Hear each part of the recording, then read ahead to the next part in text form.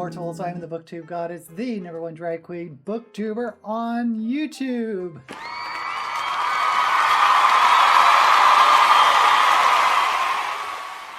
I think it is time to react to another fellow booktuber, and a couple people mentioned Merphy, who I confuse with Elliot Brooks, and I don't know why.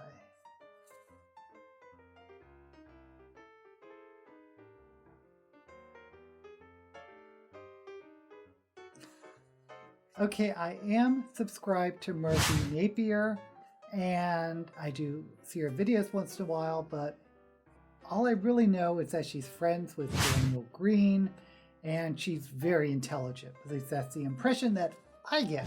Now, looking at Merphy's channel, it looks like she has 240K subscribers, which is huge in booktube land. And her last couple videos seem to be doing quite well. There's a 43K, 20K, 18K, 36K. So these views are huge for booktube. I always feel like I have to point out that these are big numbers for booktube because booktube is such a niche little corner of the YouTube verse.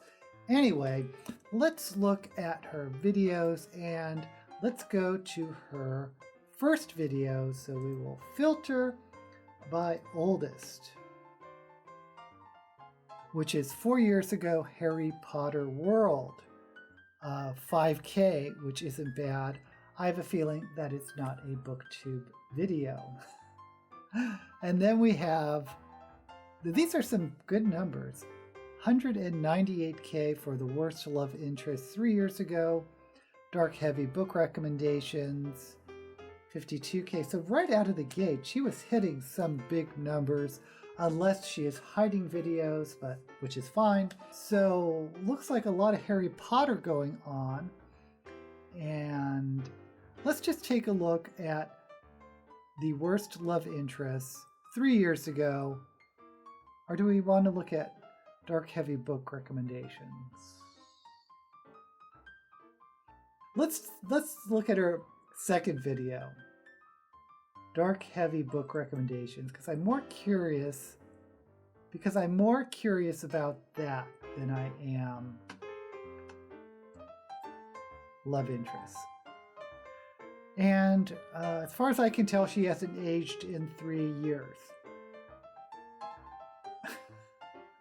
Let's go. This is a video that has been requested by you guys a lot, and so I'm finally doing it. And that is standalones that have deal with like dark and heavy topics, just things that are more emotional, more hard-hitting, less light and fluffy. So as this is one of my favorite things to read, and as this is a genre that I've only recently discovered myself, there are going to be some books on this list that I talk about quite frequently on my channel, so forgive me for that. But there are also some that I don't talk about a lot, so I hope you will enjoy this. First one I'm going to talk about is one that...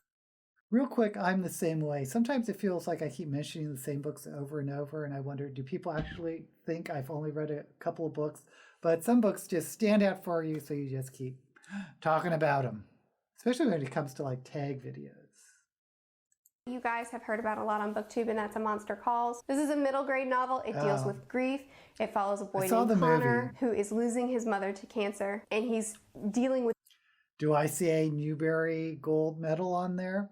This is reminding me of the book that I've recently read, When You Trap a Tiger, which is a fantastic Newbery Award winning medalist, and I didn't expect it to be as good as it was. So I'm kind of curious about this one too.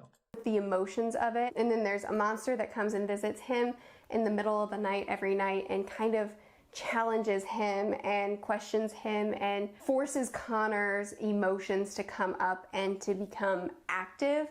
This is an extremely emotional book, very emotional book. It'll make you feel some feels. I do highly recommend it, even though Newbery loves emotional books.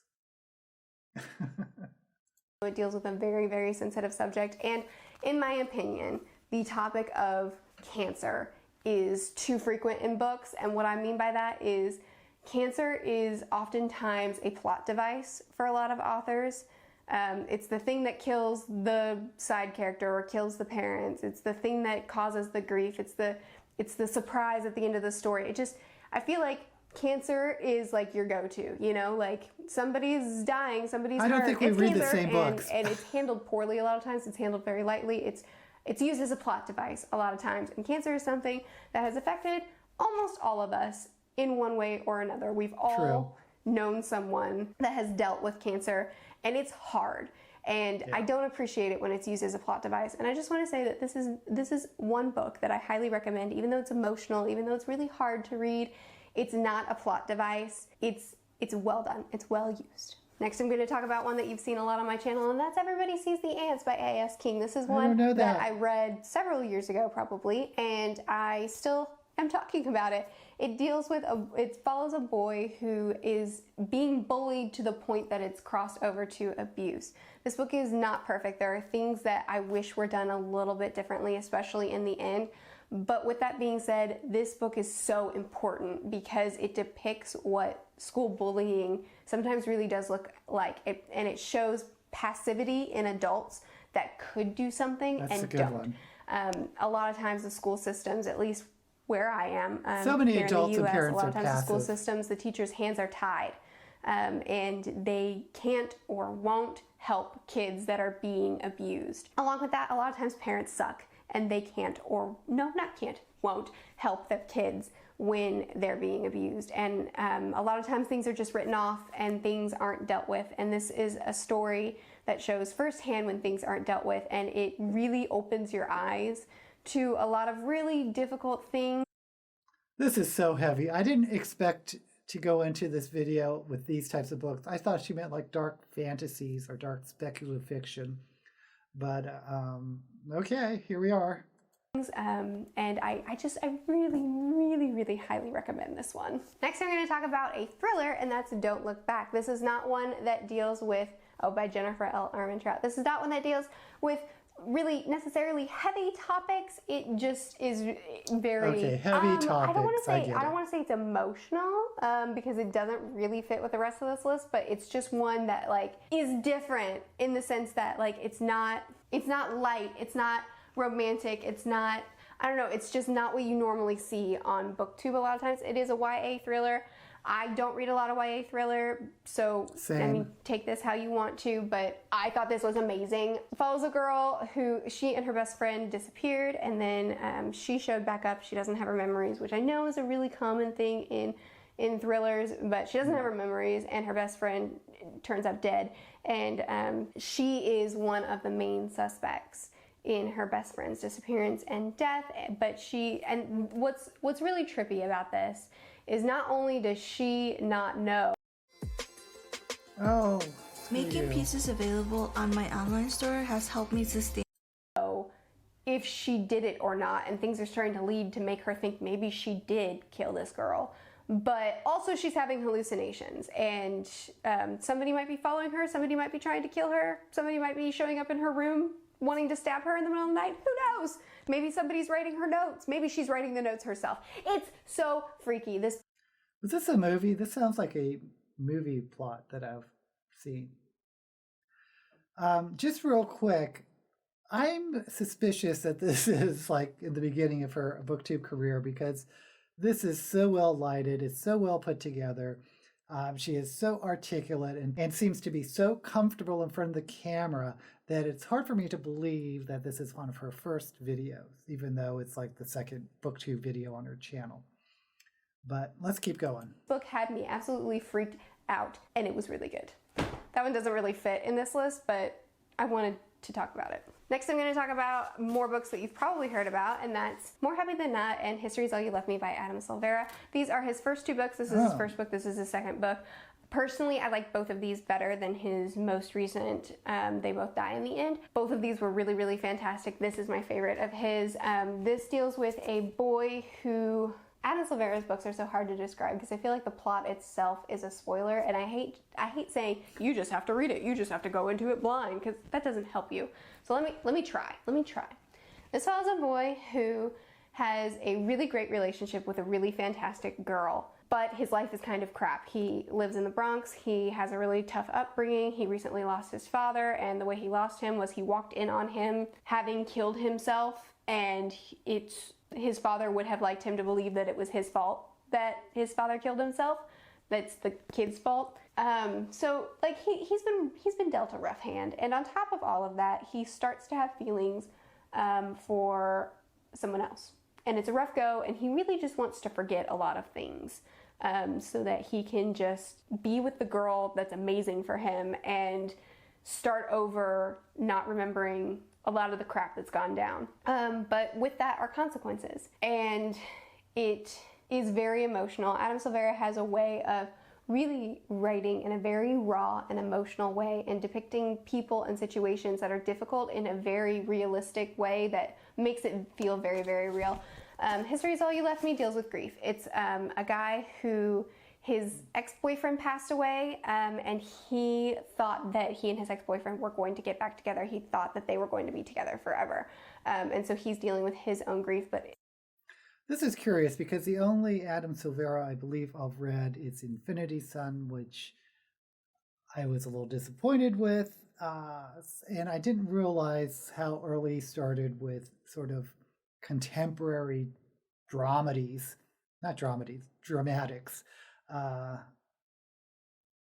What am I trying to say? I'm trying to say I'm trying to say melodramatic novels. So interesting. I'm not really big on that type of contemporary novel myself, but it's interesting to see this is how he got his start. That's also a lot more layered than that. But again, Adam Silvera's books, his books are so intricately woven. The plots are woven together so much that it's really, really hard to tell you much about what's going on. But I do highly recommend both of these. Next is another one that you don't see a lot on my channel, and that's The Earth, My Butt, and Other Big Round Things. I don't really talk about this one a lot because this one has a lot of flaws. Specifically, there is a subplot where there's a potential rape that doesn't happen to our main character, but to a side character. Not to them, but difficult to say without spoilers. There is a potential rape situation, and the way it's depicted, there is a scene that's weird that I think was very unnecessary, but there are other elements of this that aren't perfect. So anyway, it follows a plus-size girl who is really comfortable in her own skin. I like the title. She comes from a family who are very weight obsessed. And so she deals with a lot of outside influence, and it makes her less comfortable. And it's really, I really enjoyed it. There is almost zero romance. It starts off with a little bit of romance, but not really a romance, more like a hookup. And then it ends with kind of addressing that again, but the whole rest of the book, there's nothing in there. So if that appeals to you. But yeah, I thought it was a really enjoyable read. It was very refreshing, very unlike a lot of things that I've read in the past. So I really, really appreciated it. It's not perfect, but I still gave it 4 stars. I still really, really enjoyed it, and I loved our main character. Another book that you've seen a lot on my channel, Letters to the Lost. This is another one that follows grief. I really like books that deal with grief. I don't know why, I just do. This follows a girl whose mom has recently passed away, and her mom worked as a photographer. Okay, I'm going to stop it here. As you may know, these types of contemporary books aren't my favorite. I'm more of a speculative fiction kind of drag queen. So let's just take another look through her channel real quick. Okay, there's videos with her husband, Divergent Trilogy 2 years ago, Unpopular Opinions 2 years ago. She looks like she does some typical booktuber videos. Her unpopular Harry Potter opinions is over 600K. Wow. Okay, she's doing some reading vlogs, looks like in 2019. Looks like a lot of hauls, wrap-ups, DNFs. Okay. So let's jump down to her most recent videos. Now, why did I think that she read more speculative fiction? And again, I could be mixing her up with Elliot Brooks because I think they look alike. Sue me! No, don't sue me. Okay, find your reading taste. A 12-minute video. Find your reading taste. Is that a quiz? Okay, let's go ahead and look at find your reading taste. And it's only from a day ago, and she already has 18K views. And reviewing Daniel Green's novella, 43K. That's kind of interesting. Daniel Green has his novella out. I don't know, is it out or is she reading an arc? I don't know, but let's take a look at her most recent one. Find your reading taste. Okay, so today we're going to be talking about how to find your reading taste, whether you're relatively new to trying to get into reading or if you've just found that recently the books that you used to pick up aren't really interesting you anymore. Here's some tips on what might help you find what you're looking for. But before we get into that, a sponsored unboxing. So Book of the Month is a subscription that helps people to discover the best new release.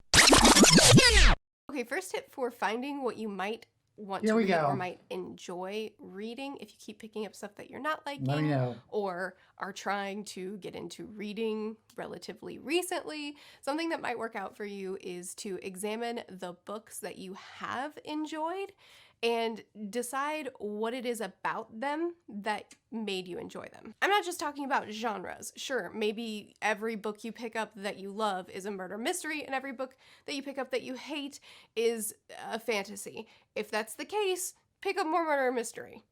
Bleh. I'm talking about going a little bit deeper than that. There may be certain themes within the stories that you love that make you love them. So she's not talking about genre. You keep picking up the same genre, and some of them are hits and some of them are big misses, and you can't figure out why. Really try to look in and examine what is it that's making you love the book? What is it that's sticking with you about the book? Is it the characters? Is it the fact that the characters feel really genuinely real in your favorite books and they feel kind of hollow and as concepts less than real humans in the books that you don't love? Is it the themes within the stories that are making you fall in love with them? Maybe there are certain topics that certain stories focus on that make you fall in love. I have found that I really love books that focus on a topic and dig into that topic, like grief, like familial relationships, like mental health. And it doesn't have to be literary fiction. I do love literary fiction. My favorite author of all time is Frederick Bachman, but I also love Pet Sematary, which is a horror novel, but there's a very intentional focus on grief throughout it. I love Brandon Sanderson, who is an epic fantasy writer, but his fixation on mental health is just as important as the world and the magic. In fact, most of my favorite books, favorite stories, favorite series. Just real quick with Brandon Sanderson, is that true? I know she's pointing to the Stormlight Archive, and I can kind of see that, especially with PTSD, but I'm trying to think like Mistborn and Elantris, and does he always deal with mental illness? I don't know. And I see she has Lies of Locke Lamora, one of my favorite ones. These favorite authors Good taste. Put a big focus on something underneath the story that we can discuss. That's something that I've really found I enjoy. Take the time for an intriguing taste. Make that coin, Merphy.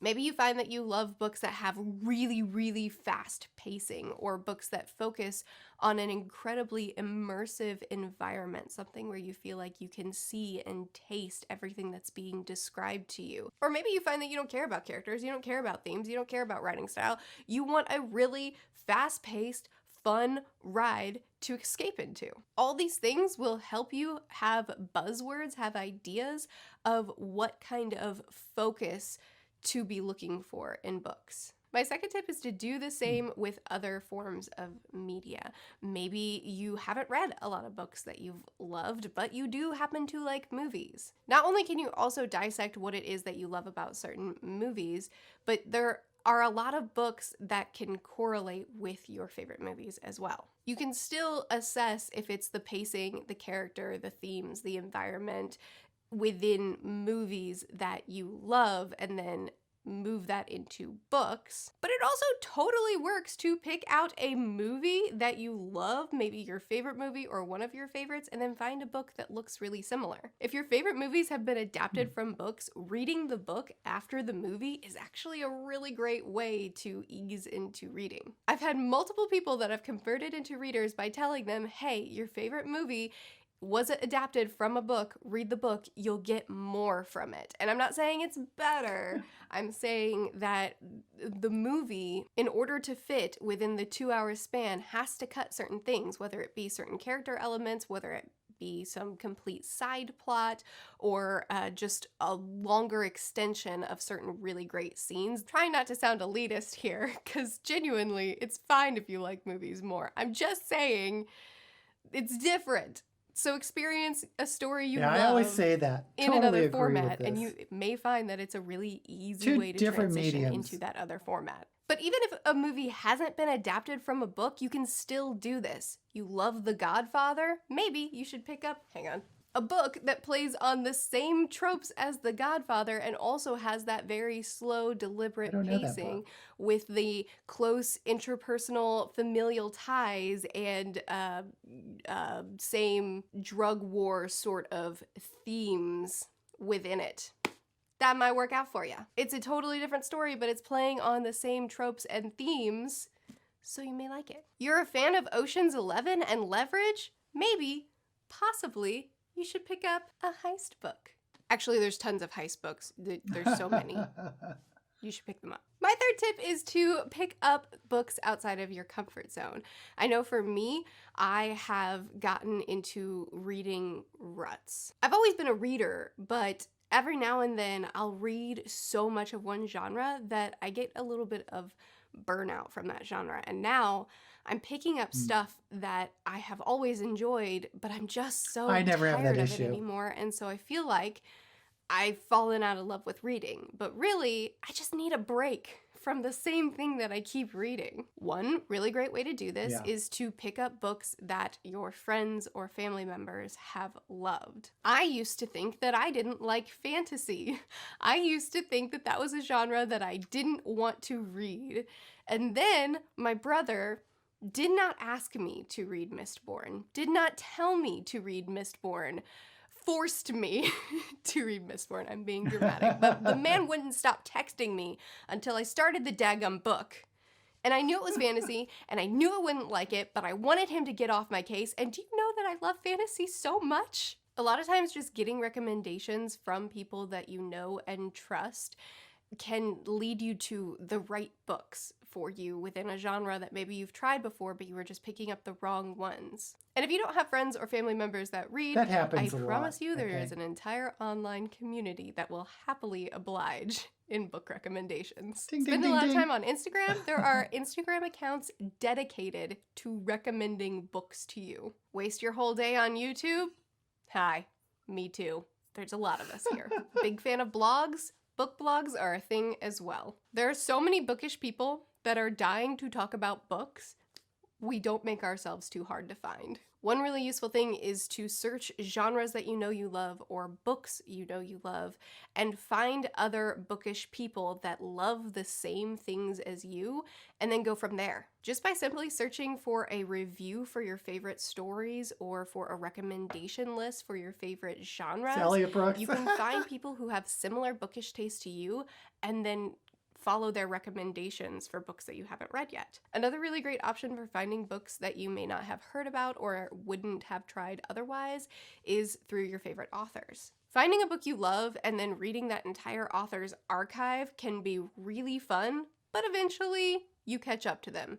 It's faster to read a book than to write one. What do you do now? Most authors, somewhere within a blog post or their website or on an interview, something that you can find through a Google search, have listed their own personal favorite authors, the inspirations that they have used in their writing, or their favorite stories that year. Following the recommendations of the people that you already trust can lead to some really terrible books, but also some really good ones. And my final tip is to DNF, or did not finish, quit books you don't like. If you find a book to be particularly boring or just not fitting your taste, not something that you're liking, you can stop reading. I promise it's okay. Yes, if you push through to the end, you may find that you liked it in the end, or more likely, you won't. There are so many great books out there. Don't waste your time on something you don't like. And I understand. It's really hard to quit on a book that you've spent $15, $20, $25 on, depending on how much of a new release it is. It's difficult to read 3 chapters and then say, well, that was money out the door. That is why libraries and secondhand shops are your friend. If libraries are accessible in your area, they are incredible for cover buys or cover borrows. Look through the shelves, find a pretty cover, find a title that looks neat, read a back description or a blurb that sounds interesting, sit down, read a few chapters, and if it's not your fancy, chuck it out the window. Don't do that. It's someone else's book. That's rude. But stop reading it. Pick up the next book in your pile. Try something else. If libraries aren't accessible, try secondhand shops. You can buy a stack of books for 50 cents or $1 a piece. You haven't wasted that much money if you decide not to waste your time. So there you go. Those are some of my tips for establishing your reading taste, whether you're new to reading or you find yourself in a bit of a lull and are looking to try something new. Hopefully one or a couple of these tips will help you get there. I personally have used these many times as I find myself in a lull, and I love it. I'd love to hear what works for you when you are trying to switch things up, trying to find new books. Are there any of these things that do work for you, don't work for you, and what's something that I haven't mentioned that you've tried and has been useful? And if you're looking for book recommendations based off of some other media that you've enjoyed, leave that in the comments too. We're readers here. Okay, that was a pretty interesting video on how to find your reading taste, looking at movies, looking at your authors, or your favorite authors' books that they like, getting recommendations from family, from friends, looking at themes rather than genre. Now, for myself, I pretty much stick to speculative fiction, horror, science fiction, fantasy, that type of thing. And I know I have in the past read like outside of my genre, whether it's literary fiction or mysteries, thrillers, that type of thing. Although I know there are books out there that I like, I just keep coming back to the speculative side. But I know exactly what she says when you read too much of the same type, you're just like looking for something completely different. And of course, as you know, one of my very strange ways of getting a book that is way out there is just to pick a book based on their cover like I do in Shelve It or Shove It. Okay, that's it for Merphy Napier. I think it's kind of interesting looking at one of those early videos and the recent videos. She's been pretty consistent, it looks like, with the quality of her videos, with how she presents herself. She comes across as not only very knowledgeable, but also very assertive. Is that the right word? She knows what she likes and she wants to let you know the same, or she has some information to depart that she thinks that you're going to benefit from. And she's like a teacher. That's it. That's what I'm trying to get to the long way around. She has the energy of a middle grade or high school teacher, I think. And that's a good thing. You know, I think she'd be a really good librarian, don't you? You know, someone that would recommend books to you as she sits reading her novels behind a desk. Is that what librarians do? Ask Ashley from the Bookish Realm. So if you don't know who Merphy Napier is, please check her out. One thing I really like about her is her tastes seem to be really broad, broader than mine are. So I think she has a almost universal appeal. And talking about that last video we saw about finding the reading tastes, I think she'd be a really good one if you do like hopping around to different genres or themes or whatever to keep her channel in mind when looking for new books. And by the way, if you're not subscribed to my channel, please consider subscribing, give this video a thumbs up, and hit that notification bell. And that's all I have. Until we meet again, may all the books you read be blessed.